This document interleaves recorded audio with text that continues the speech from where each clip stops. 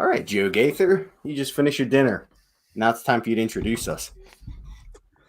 Well, I am currently typing in my password. All right, there we go. All right, excellent. Welcome in. We are live on the Believe in Monsters podcast. And Lucas, you are exactly right. I just finished my dinner, so I am pumped up, excited to talk some Chicago Bears off season on the Believe in Monsters podcast. Big thanks to Chris Krogman and Lucas Berry for joining us. And of course, a special big thanks to the Believe Network for putting us on each and every week.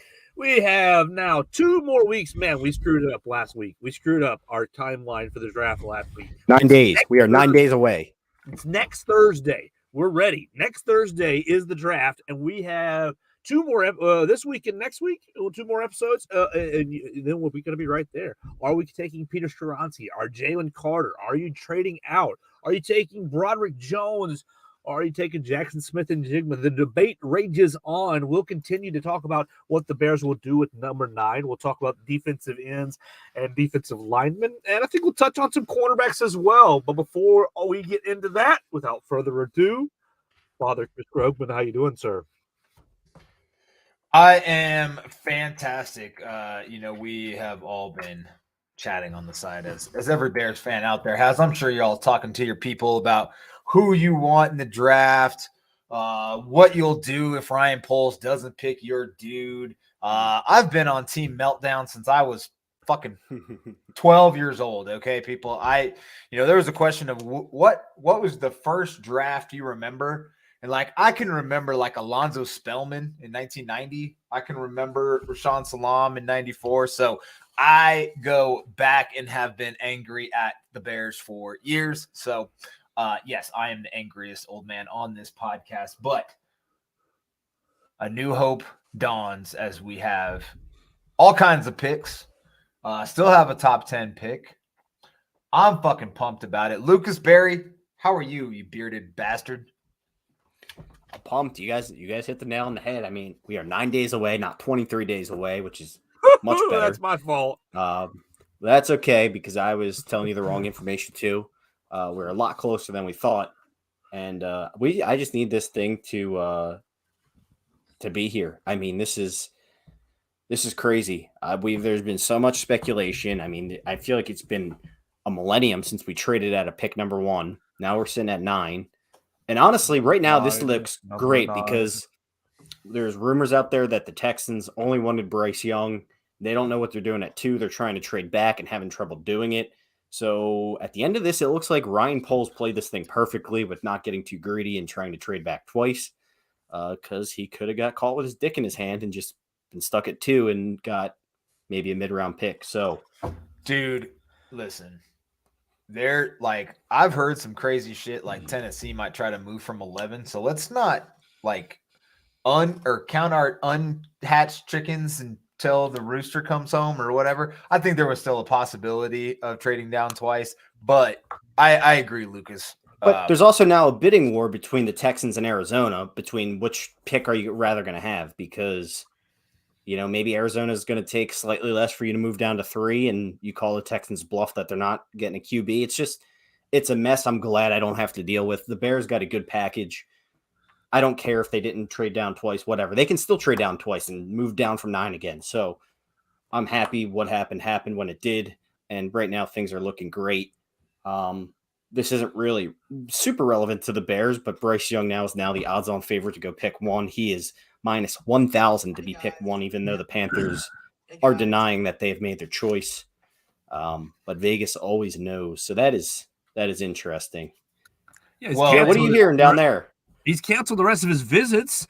And well, shouldn't he have visited with everyone by now? The draft is 9 days away. Of course. So he's kind of shut it down. Yeah, I think it's Panthers number 1, and I think it's going to be Texans stuck at 2, and they're going to take Will Anderson, and that's really going to throw a wrench into the Arizona Cardinals game plan. They're going to end up moving down, maybe with the Colts, maybe with somebody else. But as you outlined, Luke, I'm happy with where we are. I mean, if you told me 6 months ago you're going to end up with DJ Moore this offseason, it doesn't matter to me. It doesn't matter to me whether we made that trade what 6 weeks ago, like we did, or or if we made it in the next couple of days. I think we made out with a great haul. I think Ryan Poles, as you said, has played it beautifully. And right now, the chips are falling to us because you're getting a lot of turmoil up at the top of the draft. And when it comes to pick number 9, you're probably going to have a pretty nice little prospect right there because of all the scrambling that's going on. All the guys, all the teams up near the top of the draft who don't know kind of what they want to do and what value really is. It looks like the value, Luke, is right there between 7, 6, 7 and 15, 6, 7, and 17 in that range. There's a lot of good players. So I'm loving where we're at. That next Thursday night is going to be super exciting. Krogman, I know it's been many drafts, but it's Christmas time again for us Chicago Bears fans. And next Thursday, Santa Claus is going to bring some great gifts around the tree to pair up with our favorite toy, Justin Fields. Yeah, I can't wait. I think, speaking of like where we're sitting and we're sitting pretty and everything like that, what I've been thinking about lately is no one has a clue what Poles is going to do. I think we have like all been full circle around every single possible outcome. Every position, people are bouncing from O tackle, which is, a lot of people's favorite, to D tackle if you can get, the prize possession. I've even seen like, what was it? Schefter's talking about Will Anderson dropping like a rock, or like the quarterback's dropping like a rock. Like they're not going to go 1 through 4 like everybody thought, which would that would be interesting. That would push a lot of talent down. Seahawks like to trade back. If they get the right offer, you never know. And then cornerback's been discussed for the Bears. Running back's been discussed for the Bears. I think Poles has done a great job of throwing all kinds of smoke. I know, Lucas, you talk about Vegas odds, and Vegas always knows. And who's the odds-on favorite right now, Lucas, for the Chicago Bears? The odds-on favorite right now is that they are, I think, minus 175 to take a lineman, but Jalen Carter is the team to pick. Jalen Carter's favorite is the Bears, so that's interesting. So they're favored to take a lineman, D lineman shortly after them. I'll see what those odds are, but I checked, they were like plus 250 to take D lineman, minus 175 to take O lineman. O line, okay, that makes sense. So, wow, super interesting. So much smoke and lying going on all over the NFL. Gun to your head, Chris Krogman. What are we doing right now? 8 minutes into the podcast. Gun to your head. What are we doing at number 9? Broderick Jones. Broderick Jones. I love it. Oh. Yes, sir. Let's see. So right now, FanDuel has odds. So right now, the odds for the number 9 overall pick. It doesn't say the Bears. It just says the number 9 overall pick. Jalen Carter is plus 250. Peter Skoronski is plus 300. And Paris Johnson is plus 350. Mm-hmm. But if you go by their odds for, they have odds for each team of what position will be first drafted. The Bears are removed. That's interesting. What? The Bears are removed off FanDuel currently. Okay. So that's a new development that they were on there yesterday, and they were, like I said, minus 175 or something to get a lineman. So interesting there from FanDuel. Chris. Huh. Our favorite guy, Dane Brugler. It is interesting. Yeah, I just discovered that right now. Our favorite man, Dane Brugler, released his mock yesterday. Obviously, he writes The Beast. He is, in my opinion, the best scout out there. I guess scout not working for a team out there. His analyst is pretty spot on because he's had guys in his Beast for a while that were late risers that he's been high on for a while. So walk us through his mock draft. I mean, his first pick, he had Jalen Carter going to the Bears, and he had said that he prides himself, on trying to make this thing as realistic as possible. He said he spends about 3 to 5 days straight working on this mock draft. I mean, it's interesting that even he thinks Jalen Carter is a possibility for Chicago at 9. Yeah, it's definitely possible. What I didn't actually look at and I didn't actually look at the rest of it. And now I'm curious. Do you know Lucas? Actually, I'll find it. I think it's super interesting that Carter could fall to the Bears. I think. Listen, every single time I lock onto somebody and get my hopes up of them falling, it never, ever, ever happens. So I'm going to just like pretend that I want somebody else, anybody else, like Broderick Jones, and be I really do think that that's the pick though. If they stay put and Carter's gone, which I think is going to happen. So to break down Brugler's, picks before Chicago, number 1 Panthers, Bryce Young, pretty obvious. He's got the Texans taking Stroud, even though people think that they don't like him, which there's a lot of smoke around it. Has the Cardinals taking Will Anderson, the Colts taking Anthony Richardson, which I think is very interesting. That's nuts. Seahawks, who I think is the biggest threat for Carter, he has him taking Tyree Wilson out of Texas Tech. He has the Lions taking Christian Gonzalez, who people think that he's in love with.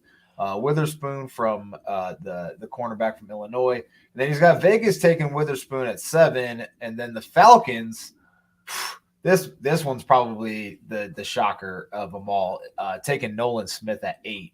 That's a high pick for Nolan Smith, in my opinion. But hey, teams fall in love with those measurables, and he flies.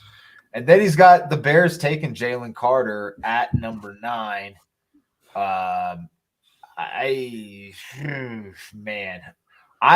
concerned with Seattle and Detroit if it's Carter. I mean, I'm even concerned with Arizona, to be honest with you, because if Arizona moves out of 3, say a random team like, I don't know, what if the Falcons move up or the Raiders move up for a quarterback at 3 and they back to 7 or 8? That's kind of a perfect spot for them to still get Carter and also, gain some draft capital. So this draft is really unpredictable, to be honest. It's crazy. I have no idea what's going to happen. I've prepared myself for many situations. If Carter is there, though, I mean, this is the hot topic of today. If Carter is there and you get offered, a few picks to move back and another team moves up for Carter, are you doing it, or are you just taking Carter? We talked about what it's going to take to get out of number 1. If Jalen Carter is there at number 9, it's almost going to have to be better than that. No. Yeah, dude. I mean, to move. I think he's saying to move out of it. Yeah, no, to move out of it. I think the talent is so rich there, and you're in a position to get him at number 9 that it would so the conversation around Twitter has been the Steelers from 17. Originally, people thought it was for either an offensive lineman or a cornerback, which I thought would be hilarious if they traded up with the Bears and then took an offensive lineman and just watched Bears Twitter completely melt down about it. But let's say the Steelers want Jalen Carter. He's the target, and he's there at 9. I need a lot to get out of that spot. You need 17, 32 plus. And a first rounder next year. Yeah, it's that serious. You need 17 and a first rounder next year, and you need another pick before 53. Yeah, so at least pick at 53. At least 49 is there and 32 is there. If you're giving me 17, a first next year, I'll take 49 with it.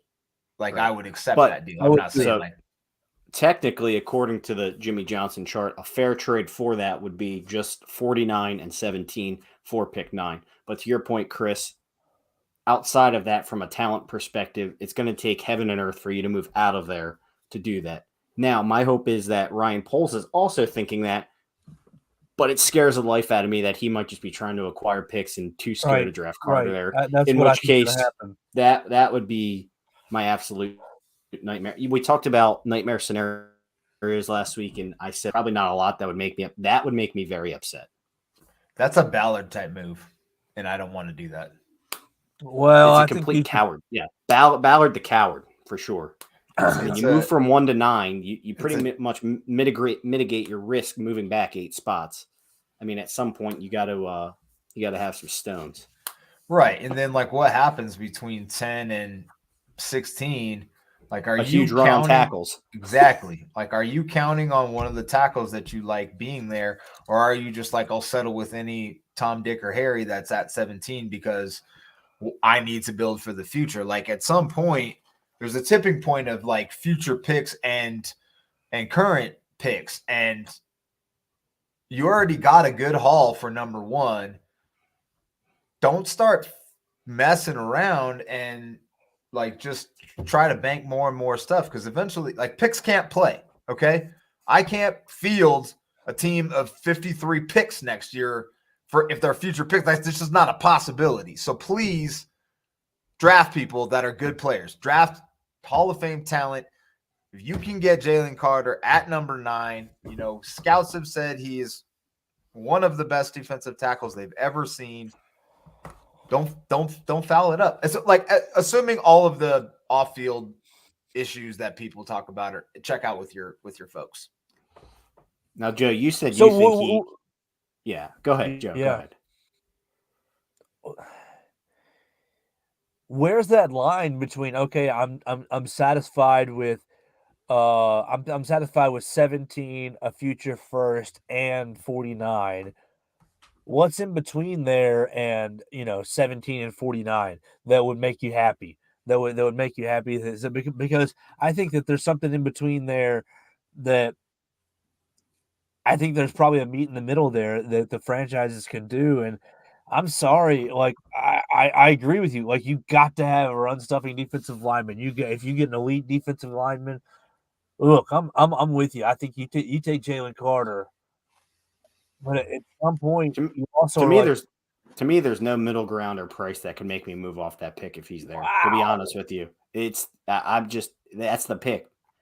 I mean, you got people out here saying this guy could be the next Warren Sapp.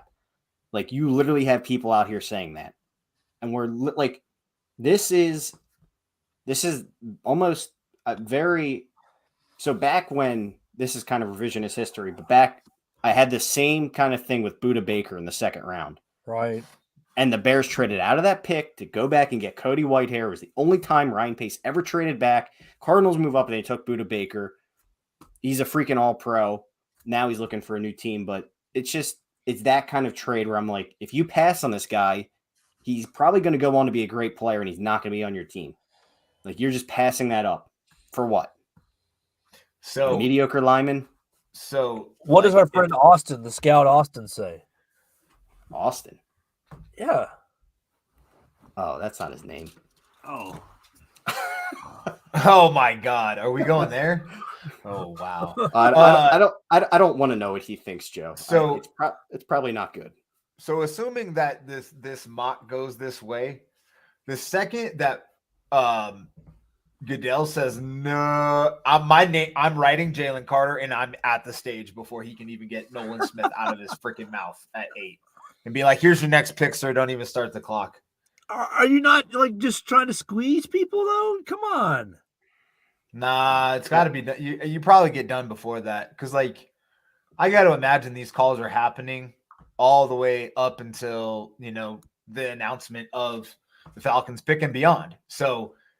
Like I'm probably making contingency trade plans. So like, hey, if your guy is there, what are you willing to offer? And if it's Carter, people are going to offer a shit ton. And if it's not, and you're not getting phenomenal offers, then people don't want to move up for him. I think it's a scary proposition to move up for a guy that's got some potential question marks. I think that's a scary proposition. But for the Bears, who are talent depleted, talent desperate, have already gotten future picks out of this draft, 3 of them, then it's 100% risk reward win, in my opinion.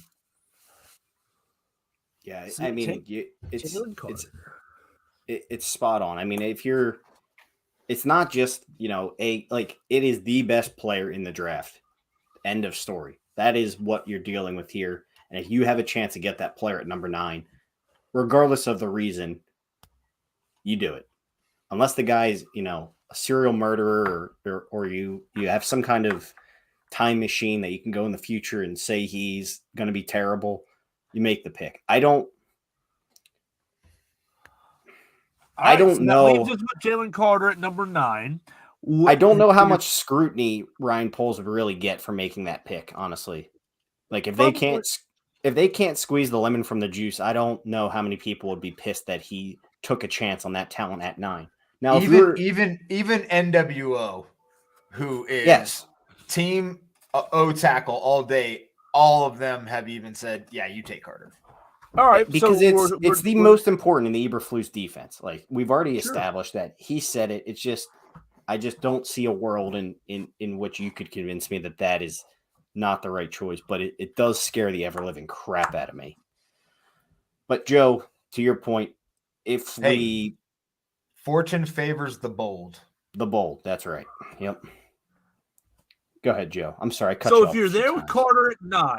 No, you're fine. No, you're there with Carter at 9. You're next up. You're at 53, and so you're sitting around. You're sitting around. Lots of teams are waiting or are making moves. Do we see Ryan Poles doing anything before 53 again? So that's an interesting concept, and I sent this to Lucas a couple of times, just running mocks, and who freaking knows if any team would actually do this. So I took Carter at 9, and then I traded 53 and 61 up as far as I could and took whatever tackle was there. So like sometimes, Wright fell all the way to late first, early second.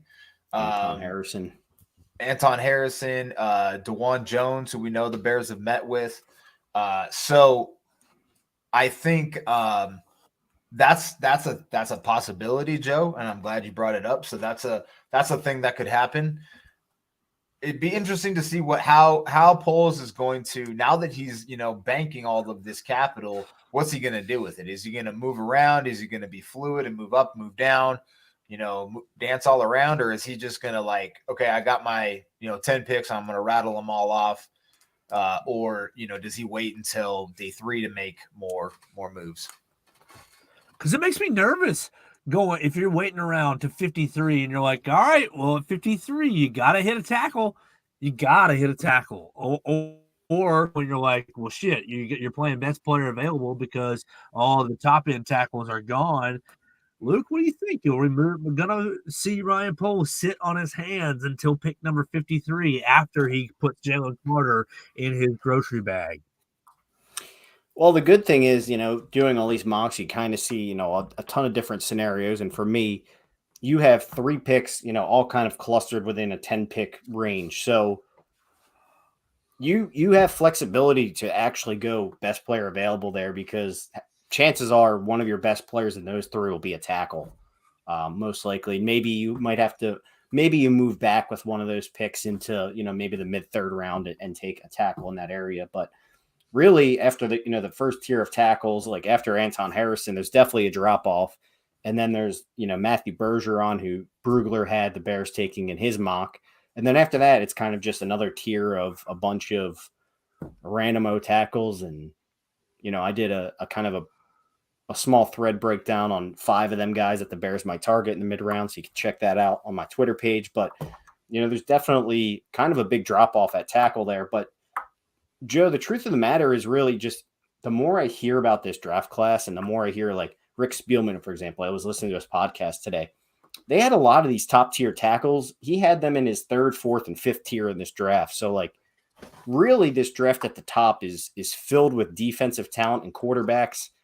But the O tackle kind of market in this class is a lot of projection. So really, even in the first round, you're not really guaranteed a plug and play starter who's going to be really good off the jump. It really seems like these guys are kind of like you're really just projecting what they'll be next year. Yeah. What are you going to do 3 years from now if you look back and you pass on Jalen Carter for Paris Johnson or Peter Skoronski or Broderick Jones or Darnell Wright, and they're not it, and Aaron Donald Jr. over there is just fucking the whole league up. I just just don't see where you stretch a need so far that you overshoot talent, that you're just ignoring talent. Well, and I think you can look at already Ryan Poles' short history. He swung and missed at a 3-tech already with Ogunjobi, right? Well, I mean, Well, I mean, he yeah, tried to pay him a bit. He tried to pay a bit. I'm saying they've tried. It's obviously a priority for the system. It's obviously okay, a priority for the team and for Eberflus to get right. So, like, okay, you try to throw a bunch of money at a veteran that might have solved it, and that looks like a blessing in disguise. I think we kind of can see that move and say, okay, it's obviously a priority for Poles and Eberflus to get right. So probably that will be your pick. yeah. So let's cruise through this mock, Lucas, because you mentioned it. Go ahead.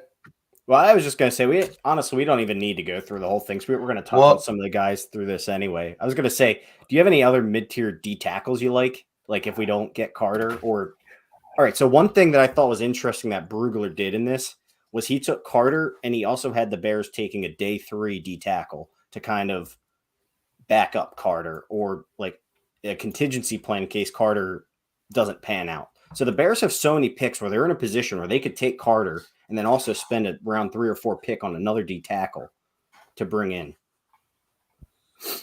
What, like, is that what you're saying is like 3rd round-ish grade or later? Well, I'm just saying like any mid-tier D tackles or 3 techs that you like that say we need a backup plan for Carter or we don't draft Carter in the first round because he's not available. What other kind of DTs do you like? 2nd round guys I like are Gervon Dexter from Florida, Benton from Wisconsin, and then I think you and I both like this dude, Lucas, Zach Pickens from South Carolina. Yeah, I love Zach Pickens. Joe, do you have any SEC guys you like, or any random D tackles you like there in those mid rounds? Well, I like Cameron Young, Mississippi State defensive tackle. I like Cameron Young, and I like is the Texas kid, Keandre Colburn. Is that the big old mother bleeper? He was huge on their they had a huge guy on their team. 6'1", 332. That's yeah, a pretty big dude. I think that's who he was. Had a pretty quick step for such a big guy, at least in the game that Alabama played against him. So I see a name just out of fun, just to mess with Bears fans. PJ Mustipher. Gotta get a look. Defensive tackle out of Penn State.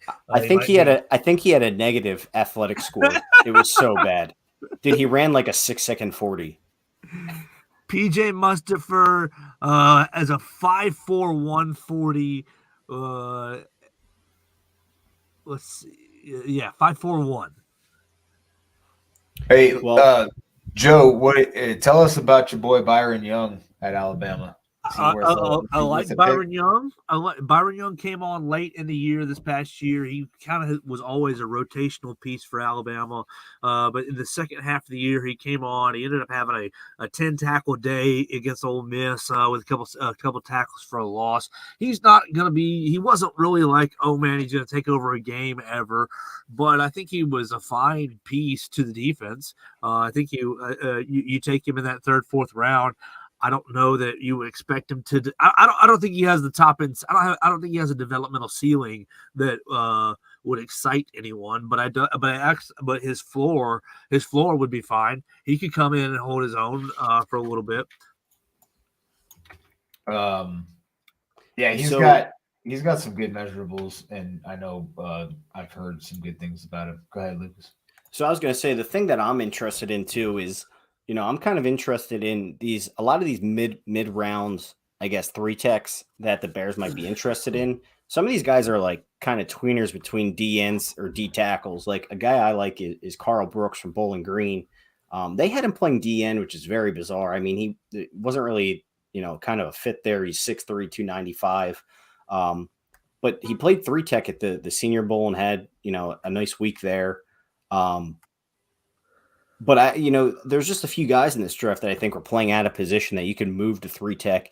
And it just the DeMarcus Walker signing kind of made me think about that, because obviously that's a guy that plays both, and he had most of his sacks from the interior. So I'm really curious to see if the Bears, if that's kind of the type of player they'll target if they miss out on your traditional Jalen Carter type 3 tech. So they could go for a guy like, Carl Brooks, who's a DN that should be playing 3 tech, or the dude from USC, Chuli. I can't pronounce his last name. I'm going to try and pronounce it. He has a Polynesian name. Do you guys know who I'm talking about? Joe? Yes, I know who you're talking about. I know Joe could probably just rattle off his name off the tip of his tongue. Hey, but, Joe. The dude from Northwestern's like that too. Adebawore. Yeah, Adebawore. Defensive ends or tackles? He might be listed as a DN, but he's another guy you could probably play at 3 tech just from the way he plays. Joe, the other D tackle from Texas, Moro Ajomo, I think is. I'm probably butchering that. Has a Tui. Oh wow. Tui Pelotu. Yes. Tui Pelotu. That's my best guess. Yep. He's another tweener. That's a good one.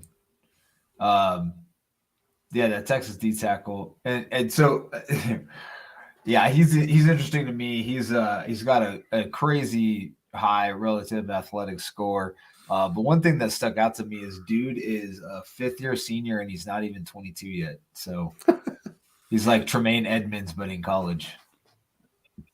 Velus Jones is confused as to how this math works.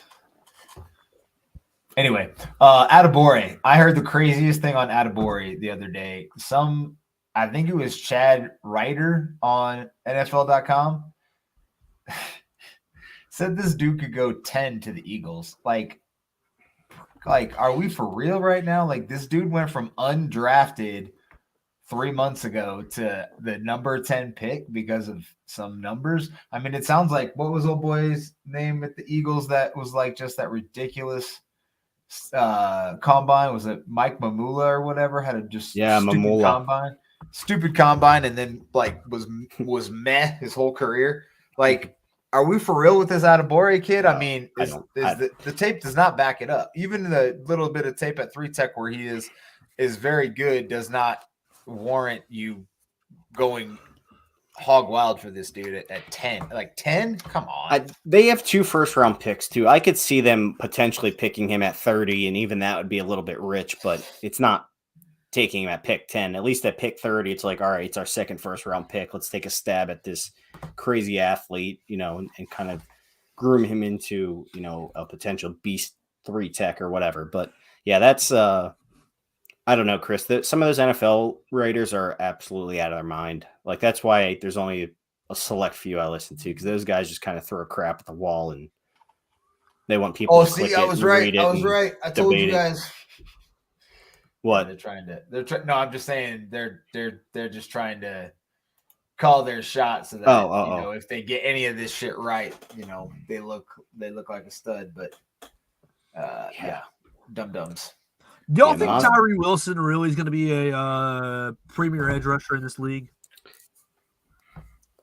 Well, that's a good transition. So that's another possibility for the Bears at 9 that not a lot of people are talking about. I mean, personally, Joe, I've said this since I've seen him at the combine.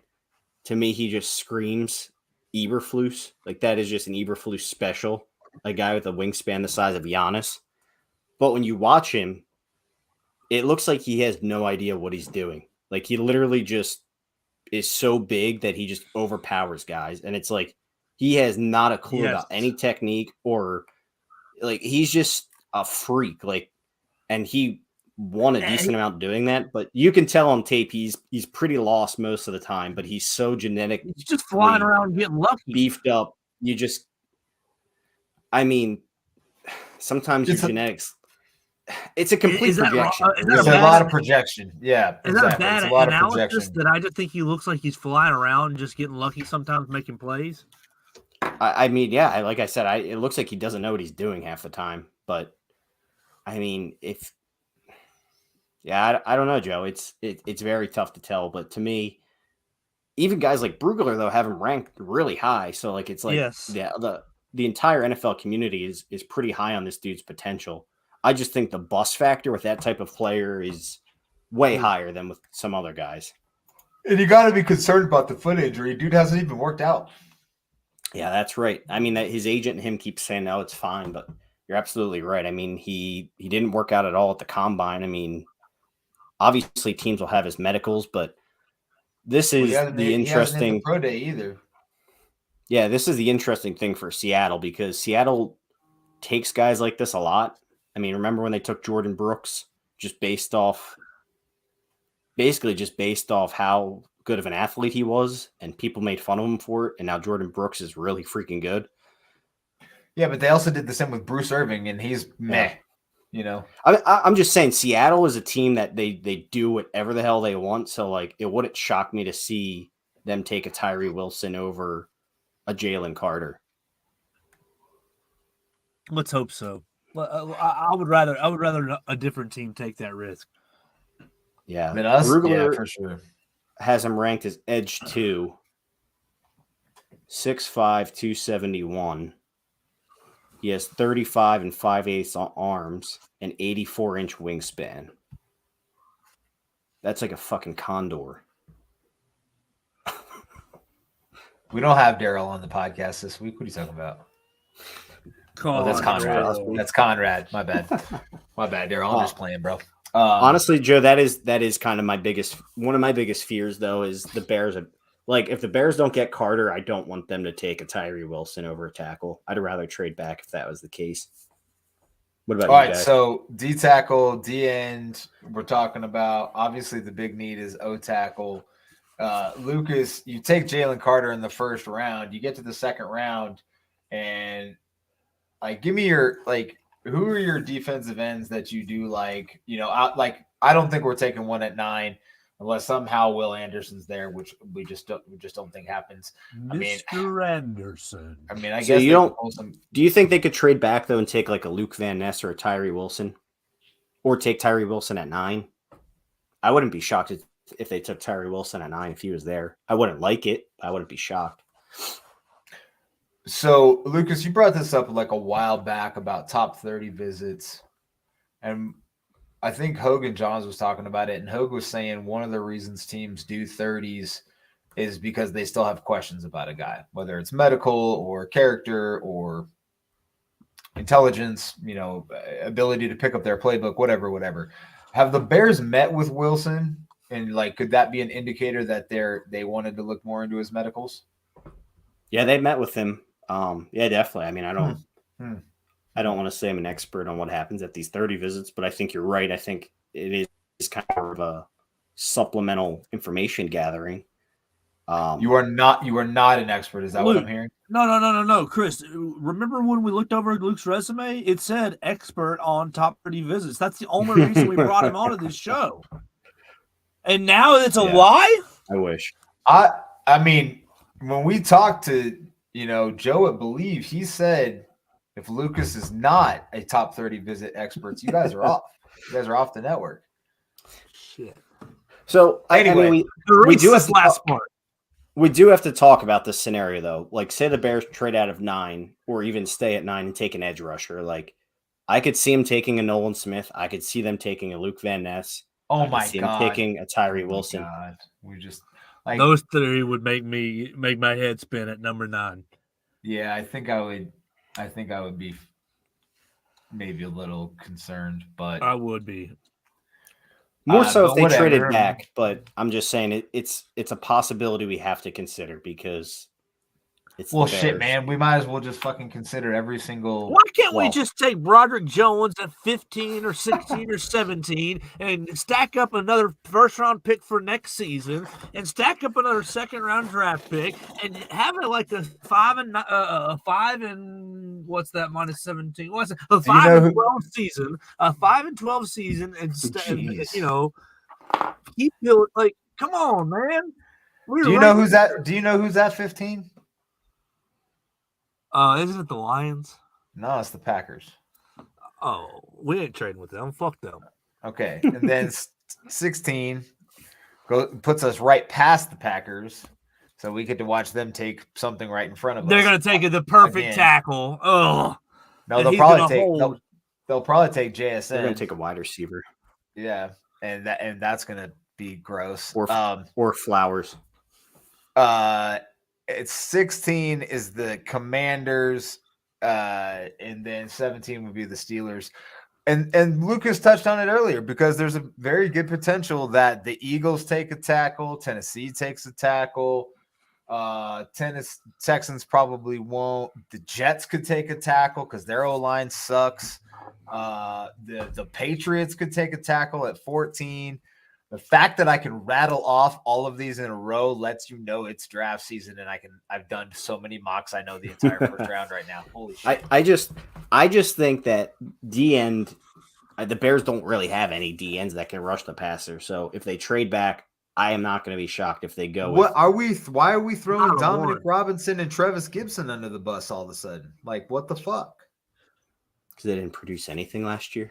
Well, that's because Come they weren't on. on the Are they field. And like- Muhammad, what's his name, was on the field the whole time. I like the depth of this Oh, edge class to be Muhammad. able to grab one in round 2. But if so, they were to like, trade back, can we go there, please, instead of like All right, talking well, I'm about just saying, taking Tyree I Wilson wouldn't- at 9? I wouldn't be mad if they traded back and grabbed a Luke Van Ness. I really wouldn't be mad. I That's love because that you're dude. I think obsessed with this dude. He's because not he's a JJ beast. Watt, bro. he embarrassed the best tackles in this draft. Every dog has his day, and Peter Skoronski's guard. That's fine. And What Nolan do you Smith. think about Nolan Byron Smith didn't do that. Young, defensive end, Nolan Tennessee? Smith. I was told Nolan Smith is hurt the whole season. Miles Murphy Well, didn't do that. What do we think about somebody who might actually be there in the 3rd, 4th round? Byron Young at Tennessee defensive end.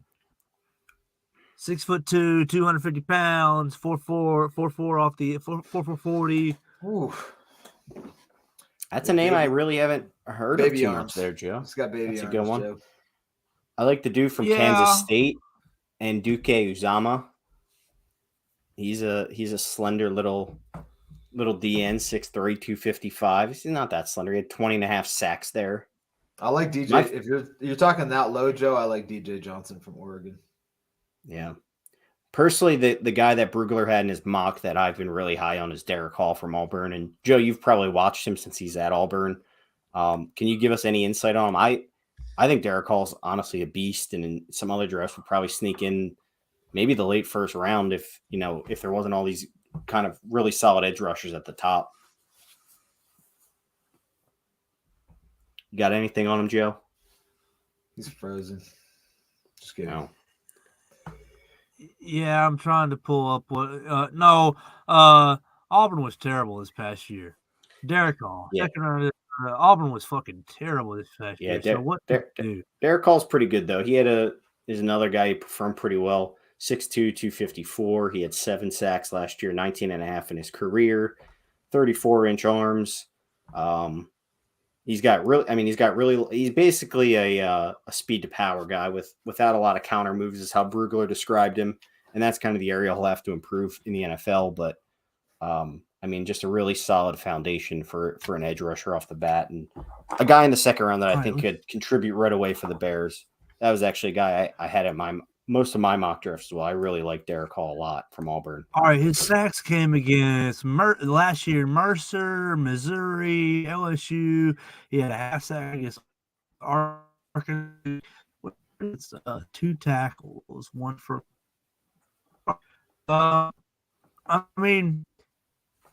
Hard to say much because their team is so bad, but yeah, bring him on.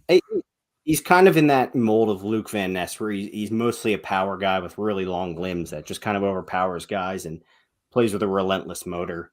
Another guy, I think he was at the Senior Bowl as well, which I think is going to be pretty important for the Bears who coach there. So, I think that's pretty important. And then obviously there's the Isaiah Foskey from Notre Dame's another guy a lot of people have been talking about. I think Golden Domer. he had a ridiculous combine. I mean, Chris, you watch the Golden Domers daily, weekly. What do you got on Foskey? I love he was a great Golden Domer. We'll see how it tracks to the NFL. Brugler has him as his 11th defensive end, which is kind of scary considering like the guys he's around. Like, I mean, Tupio, whatever that guy's name is, like lower, but Yaya Diaby from Louisville is right there. Keon White's right there. I mean, he has Derek Hall right there as well. I mean, Foskey's definitely a name to look out for. He's big. He's 6'5", long arms, 34-inch arms. Ran a 4.6 at the combine. I mean, for that size of a human being, that's good numbers. And he was, like I said, he was fun at Notre Dame. I don't know what his production was like, but is he from the Chicagoland area? No, he's from California. Then fuck him. Yeah, that's what I'm saying though. Like Chris, all these guys are kind of listed all within the same range. They're all kind of day 2, early day 2, early round 2, early round 3 picks. So right in that range. The other guy, Zach Harrison from Ohio State, who has just insane length and power.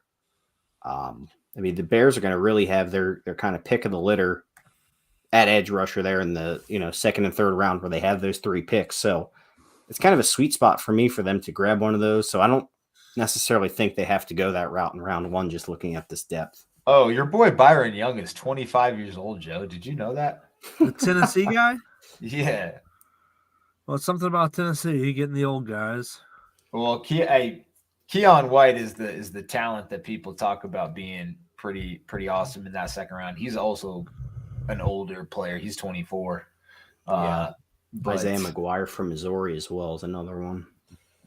What do you mean? It's another edge rusher in that. I was going to say he's not old. He's under 22. So yeah, no, I like Isaiah McGuire a shit ton. I mean, he's one of my favorite ones in that range. I don't really have too many day 3 sleepers at edge rusher. I don't think. I think at that point you're kind of edge rusher on day 3 is a crapshoot. I mean, that's where the Bears found Travis Gibson. I mean, you can find guys there, but it's just a ton of projection. I know the guy that Brugler talked about the Bears taking in round 7 was Jose Ramirez. Jose Ramirez. Yep. Who one of the guys on the with the first pick podcast with Rick Spielman liked Ramirez, but Spielman shot it down quicker than shit, said he wasn't going to get drafted, and he wasn't that good. So, but Spielman also liked DJ Johnson, who's that 4th, 5th round guy. So I mean, like you said, Lucas, there are guys you can find later, but it is a crapshoot. It's going to come down to this situation. Jose Ramirez tested off the chart. I mean, he had 19 and a half tackles for loss at Eastern Michigan his last year, and he had a 6.95 3-cone and 4.30 short shuttle, which were both number 1 among edge rushers at the combine. So he's also old as dirt too. He's 24.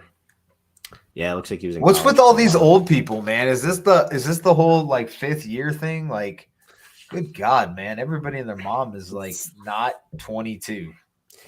I mean, I get it if you're playing at a small school and need to fucking develop a bunch of years to even get your shot. But that NIL money is just keeping you in school.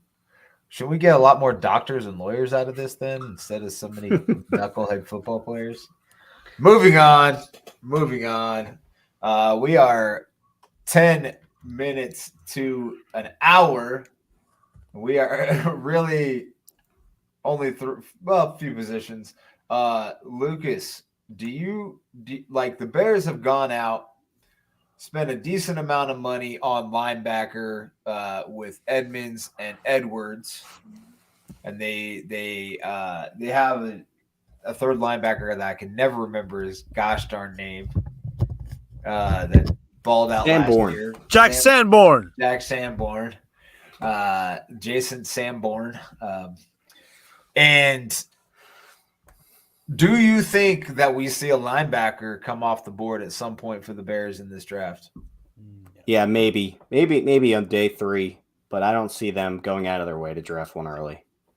I mean, well, I agree. Definitely not before day 3, but the depth at linebacker for the Bears is non-existent, right? I mean, do they have anybody behind those 3 even signed? And that's pretty much where I'm at. I mean, there's probably somebody, and once we pull up this roster, we'll be like, oh yeah, that guy. But I think there's, well, to your point, the main thing is most of their sets are 2 linebacker sets. So it's mostly going to be Edmonds and Edwards, with occasionally Jack Sanborn there playing the Sam or wherever they said he was going to play.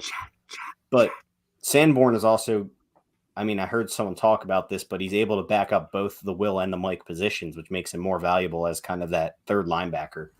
So, yeah, I mean, I could see him taking, I guess, a developmental linebacker later, but I don't think we'll see one come off early for him. Sterling Weatherford is the only guy I even recognize. The other guy was the guy that he used to be a safety dude. We don't need to be messing around with any linebackers, Chris. We need corners. Terrell Lewis took Khalil Mack's number, and this dude's huge. He's 6'5", 262, and he's only 24. Never heard of him. DeMarcus Gates is the other guy on the roster other than the folks we talked about. Oh, and we got one more. Keone Dang. 6'6", 240. It's Leonard Floyd. All right. I agree. I don't necessarily see any linebackers, but I'm going to rattle off a couple of just freak athletes that I found in the later rounds. And if you guys know them, shout them out. If not, we'll move on. Anthony Orji from Vanderbilt. Whatever. Isaiah Land from Florida A&M, Jeremy Banks from Tennessee. Joe, you got him on your radar as well. And then Muhammad Diabate from Utah. Freak athletes, all of them. I don't know too much about him. Sorry. I don't know anything about him. I just looked up the that Vanderbilt kid was the best kid on the team. I can imagine. I like there's one dude I've always thought would be an interesting fit for the Bears if they were to spend maybe a 4th round pick on a linebacker. Dorian Williams from Tulane. He's 6'1". He's only 228 pounds. He had 27 career tackles for loss. He kind of just reminds me of like he kind of reminds me of like Darius Leonard Light potentially, but I don't really want to go down that route of taking just I don't know. The Bears can, if they're spending a day 3 pick on a linebacker or whatever, but don't waste their valuable day 2 assets on more linebackers after you just brought 2 in for a fairly large sum of money. We need corners. Let's talk about the important position at cornerback, Chris, because that's what we're going to take in round 1, a cornerback. And Bears Twitter is going to lose their mind. I'm not having this conversation. You talk about it, Lucas, because you don't want to. I mean, come on. You don't even want to consider. Dude, if they take Gonzalez or Witherspoon, it's fine. It's fine. We'll be fine. But I just don't see it happening. I mean, Gonzalez is interesting me because he's huge and he almost had a perfect relative athletic score, a 9.96. I mean, he's a big corner, man, and he can run. That's probably the only guy I would take in the first round. I know all the Illinois homers like Witherspoon, but I think Gonzalez is one of the 3 best players in this entire draft. But according to Vegas odds, the Bears were like plus 1,200 to even take a corner in the first round. So most likely not happening. What they need to do is lay in the cut and wait until about the 4th, 5th, 6th round and draft troublemaker from Alabama, Eli Ricks. Let me tell you, Eli Ricks, former 5-star recruit, went to LSU first 2 years. SEC freshman defender of the year, He was freshman All-American, and he gets hurt in his second year under Degum Ed Orgeron and transfers to Alabama. He spends 3/4 of the season in Nick Saban's doghouse because he can't learn the fucking playbook. But he gets out on the field, and Nick Saban says, "Hey, guard this corner," and he's a bad man. So 6'2", 188, 4.55 in the 40-yard dash. He's got a longer arms than your boy Christian Gonzalez. He's got a longer wingspan than your boy Christian Gonzalez, and he's only 21. He's not faster. He doesn't jump as high, and he doesn't have the hips. That's why you take him in the 5th or the 6th round. I'm just Christian Gonzalez. If I built a cornerback in a lab, he would look like that. Like that is like my ultimate draft crush. But we don't run the scheme for Eli Ricks. But you've already spent. You're right. We don't because that's more man to man. What you've already spent a 2nd round pick on a cornerback? So you've already spent your 1st round pick on Jalen Carter, so you don't have another one for your boy Christian Gonzalez. We'll see. I do think that is a wild card in this draft that I could see. Like I know Eberflus likes bigger corners. He reminds me a lot of Pat Surtain, honestly. Like I think he'll step in right away and be talk dirty to me. Fairly good right away. You move Gordon to the slot, you have Jalen on the other side. Your secondary is nasty then. So I wouldn't count that out. Gonzalez is sick, but the man that Brugler had in his mock, Julius Brents, is a guy that I've been really high on because his arms are ridiculous. I mean, that guy is gigantic. Let me find his profile here. 34-inch arms, 34. What's his wingspan? 9.58 on the hands, 82-inch, 82.58 on a wingspan. 82.58 wingspan for a corner. They talked about him. Rick Spielman talked about him on 6'2". Yeah, Rick Spielman talked about corners with a wingspan of over like 80 inches, I think.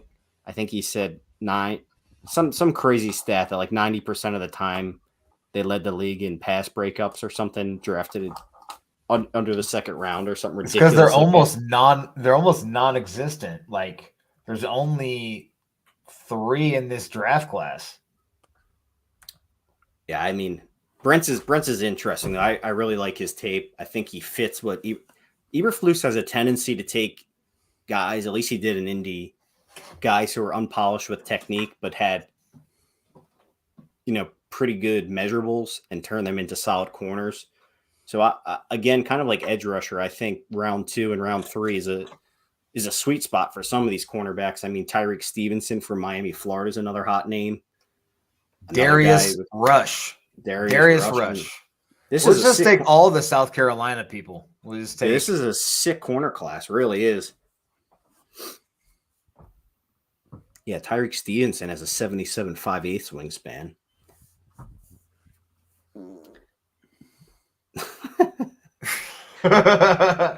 How is that possible when he's only got 32 3/8 inch arms? Dude, I don't know. Dude, Darius Rush has a 79 5/8 inch wingspan. That's close. That's really close. Yeah, Brent's 80, man, almost 83. That is nuts, dude. That is like Paris Johnson length arms. Yeah, at cornerback, dude.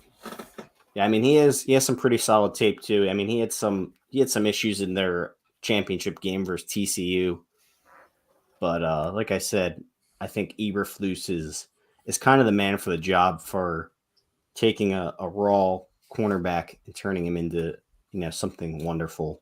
So corner's another spot. Good depth in this draft. Corner and edge, I think.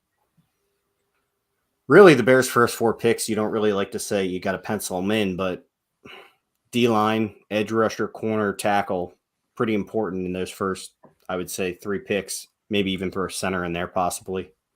But the Bears could definitely come away with a nice haul, just kind of staying put where they're at and targeting those positions with those first 4 picks. 4 picks in the top 64. First time they've had that since 1990. Alonzo Spellman.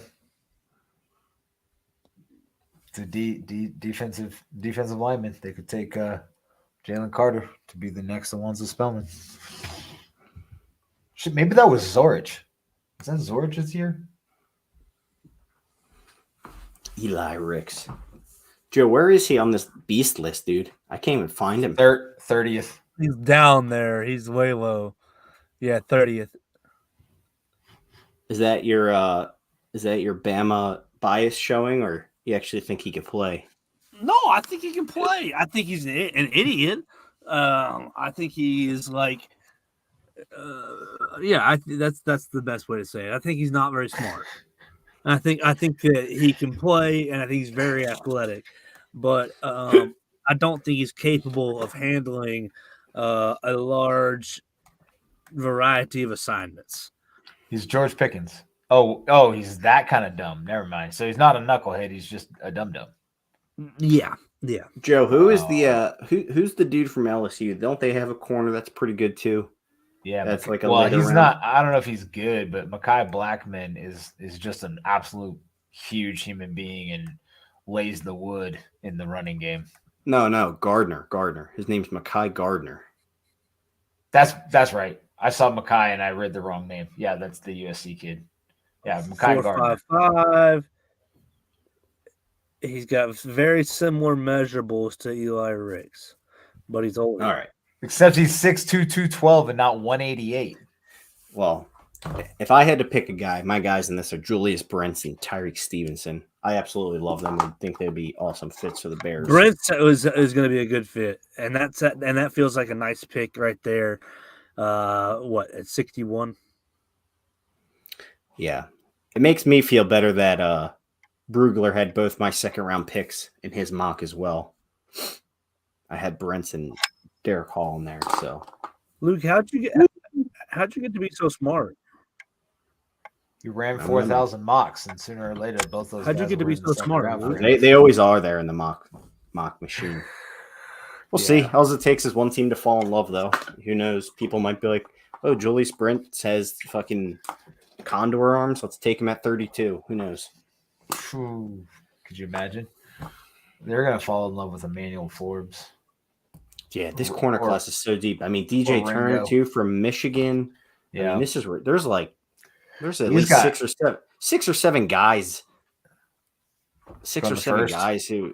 Well, I think there's probably like 4 in the first, but 6 or 7 guys you can make an argument that could be first round picks. I thought it was interesting with the first pick, Lucas, that teams really only have about 16 or 17 first round grades on guys. And obviously, 32 guys are going to go, but like teams don't really think 32 guys are worthy of a first round pick. Right. I thought that was interesting. Yeah. All right. Well, that's all I got for tonight. You guys got anything else? Covered a lot of ground. You don't think a safety is going to be No. looked at? You don't think free safety is like a potential UDFA replacement?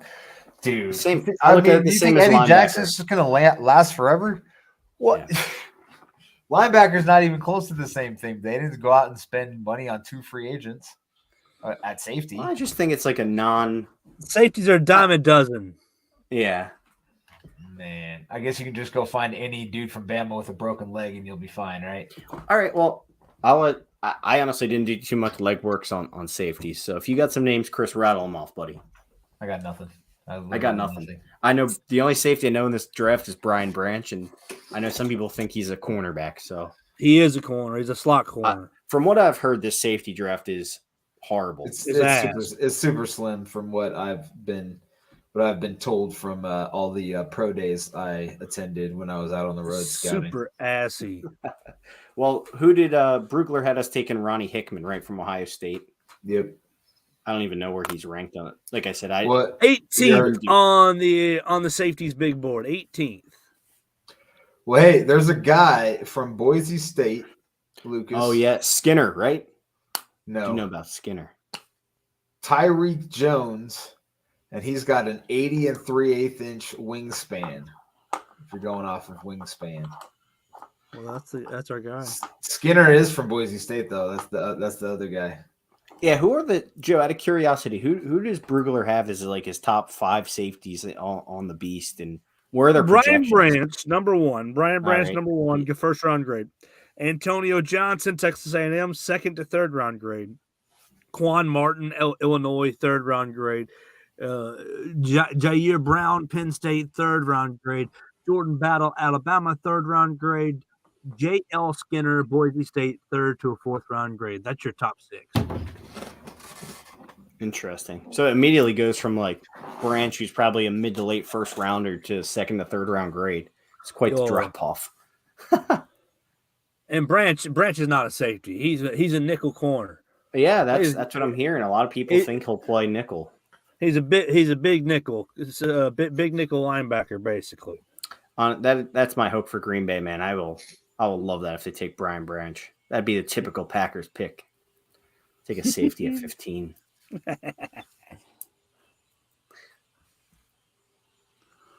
Well, what are we going to do next week? You want to tell the people? Are we having an episode on Tuesday and then we're going to be live Thursday? Luke, what's the game plan? Let's go ahead and let the people know as we close it out. Yeah, we can. I think we'll do our own mock draft here next Tuesday. All right. And we're going to be doing a stream on Thursday. We're going to be streaming the draft up until when the Bears pick. Hopefully they stay at 9 and they don't trade back to the end of the first round, or else we'll be here for 4 hours. But we're going to be doing a stream. Chris, is this going to be your first time streaming the draft as a fan? What? Will this be your first time on a live stream for the draft? Yeah. Have you been on many live streams for the draft, Lucas? No. Okay. Nope. I was just wondering. I don't think Joe has either, so we're going to wing it. Might bring you some illegal TV coverage. Who knows? You're going to wingspan it? We're going to wingspan it. 83 inches. 82 inches. We're going to get the Joe Gaither live reaction to the Luke Van Ness pick at pick 9. Oh my God. Lucas has a 66-inch wingspan, and most of that is chest. Oh.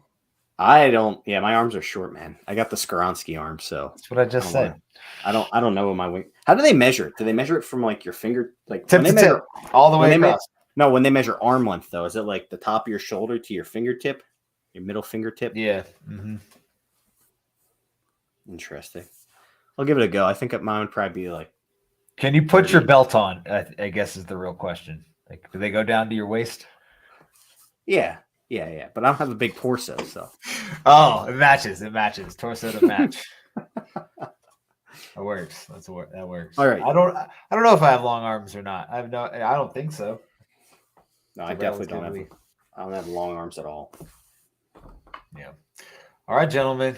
Next Tuesday, we'll do our own mock draft, and then Thursday, can I live stream the draft with us. Hang out, watch Joe drink some beers. Cable subscription.